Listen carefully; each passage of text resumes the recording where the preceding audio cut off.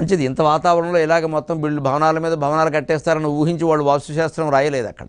కేవలం సౌకర్యాల కోసం అప్పటి భారతదేశ నిర్మాణాన్ని బట్టి వాళ్ళు చెప్పారు. అదంతా ఇప్పుడు వర్తిస్తుంది అనుకుంటే అంతకంటే అజ్ఞానం ఇంకోటి లేదు.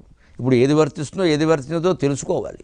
నువ్వు ఇప్పుడు దక్షిణ వైపు తెరిపి పెట్టినా ఒకటే, పెట్టకపోయినా ఒకటే. ఎందుకంటే పక్కన గోడ కట్టేసి మొత్తం ఇంకో 5 అంతస్తులు ఎవడో కట్టాడు, ఏమిటి వచ్చేది గాలి ఎక్కడి నుంచి వస్తుంది? దానికోసం దక్షిణం తెరిపేందుకు ఏం పెడతావు అక్కడ, ఏముంది? ఇది అందుకోసం పెట్టి దాని సెంటిమెంట్లు పెట్టుకోకూడదు. ఈ తెరిపి పెట్టకపోతే ఏదో జరుగుతుంది, ఈశాన్యం పెడితే ఏదో జరుగుతుంది, దానికి మన జీవితానికి సంబంధం లేదు. కేవలం ఆరోగ్య సంబంధ విషయం అది. సౌకర్యం, గాలి, వెలుతురు, ఆరోగ్యం, అంతకు మించి వాస్తుకు మనం ప్రాధాన్యం ఇవ్వక్కర్లేదు. జీవితంలో శుభాశుభాలకి, పెళ్ళిళ్ళకి, ఉద్యోగాలకి, డబ్బు రావడానికి పోవడానికి వాస్తుకి ఎటువంటి సంబంధం లేదు. కేవలం గాలి, వెలుతురు, సౌకర్యం, మహా అయితే ఆ గాలి వెలుతురులను బట్టే అనారోగ్యాలు, ఆరోగ్యాలు, అంతవరకే. దానికి ఇంజనీరింగ్ విద్య తెలిసిన వాడు చాలు. కాస్త